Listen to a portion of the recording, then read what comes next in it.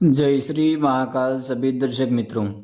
मैं संकेत नाथ अघोरी आज आप सबके सामने चोर जिन का एक दोबारा अमल लेकर आया हूँ। यह जो चोर जिन का आज मैं अमल आपको बताऊंगा, इस अमल को मात्र एक दिन के अंदर आप सिद्ध कर सकते हैं। इसमें चोर जिन की हाजिरी आपको प्राप्त होगी, वो भी मात्र एक दिन के अंदर। आपको करना क्या है, जो इतने भी पुराने साधक हैं वो इस अमल को कर सकते हैं। और इस अमल में आपको किसी कब्रिस्तान चले जाना है, किसी कब्रिस्तान को आपको देखना। बिना कब्रिस्तान के यह चोर जिन का अमल आप नहीं कर पाएंगे। कब्रिस्तान में आपको एक ऐसा कब्र देखना है जो बहुत पुराना हो, और उस कब्र के ऊपर सफ़ेद कपड़ा आपको रख देना है। उसके ऊपर आपको रखनी है खीर, और उसी कब्र के आसपास मजमुआ वर फिरदोश इत्र छिड़क देना है, बखूर का धुनी लगाना है। इसमें वस्त्र आपके सफ़ेद रहेंगे, सर पे एक जालीदार टोपी आपको रखनी है, आसन भी आपका सफ़ेद रहेगा। और मात्र 333 बार जो मैं अमल बताऊंगा, उस अमल का जप करते ही चोर जिन आपके सामने हाजिर हो जाएगा। यह चोर जिन है क्या? चोर जिन एक ऐसा शक्ति है जो कब्रिस्तान में, जो जिंदा होते हुए जो कब्रिस्तान में चोरी वगैरह करते हैं, कब्रिस्तान से जो चीज़ें चुरा के बाहर बेच देते हैं, ऐसे व्यक्ति का जब मृत्यु हो जाता है तो वो उसी कब्रिस्तान के अंदर कैद हो जाता है, चोर जिन बन जाता है वो। और जीवन भर उसने जीते जी जब चोरियां करी हैं तो ऐसी रूह को जन्नत नसीब नहीं होती, और उसी कब्रिस्तान से जहाँ से वो चोरियां करता था वहीं जिन बन के वो भटकता रहता है। इसे कहा जाता है चोर जिन। इसके लिए आपको पुरानी कब्र पे सफ़ेद कपड़ा रखकर इत्र वगैरह से उसका छिड़काव करके वहाँ पर आसन लगाकर बैठ जाना है।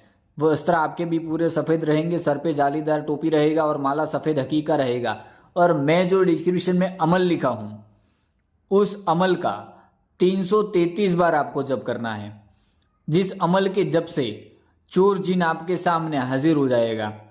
रात्रि 12 बजे के बाद आपको कब्रिस्तान में, और कोई ऐसा कब्रिस्तान जहाँ पर लोग ना आते हों, उस कब्रिस्तान में आपको पूजा करनी है।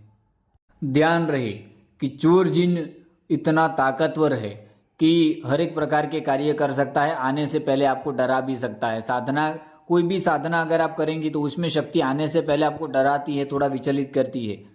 और यह चोर जिन एक ऐसा शक्ति है जिसने जीवन भर चोरी किया है, तो मृत्यु के बाद भी आपके लिए चोरी ही कर सकता है। ये कोई भी चीज़ वस्तु चोरी करके आपको ला कर देगा, धन आदि हो, कोई भी चीज़ वस्तु हो, कहीं से भी कोई फाइल वगैरह मंगवानी हो आपको, या आपको कोई भी ऐसा चीज़ वस्तु मंगवाना है जो आपके लिए सही रहेगा, वह चीज़ वस्तु ये चोर जिन आपको ला कर दे सकता है। बस एक बात का ध्यान रखना है कि जब भी आपके लिए कार्य करके वापस आए तो उसी कब्रिस्तान में आपको वापस जाकर उसको भोग दे देना है। जितने भी साधक जुड़े हुए हैं, अपना कर्जा ख़त्म करना चाहते हैं, परेशानी में डूबे हुए हैं, वह भी कर सकते हैं। अभी ज़्यादातर काफ़ी ज़्यादा कहते हैं शेयर मार्केट में डूब चुके हैं, उनके पैसे, उन पे कर्जा हो चुका है। तो कर्जा मुक्ति के लिए सबसे बेहतरीन आपको मैं आज अमल दे दिया हूँ चोर जिन का।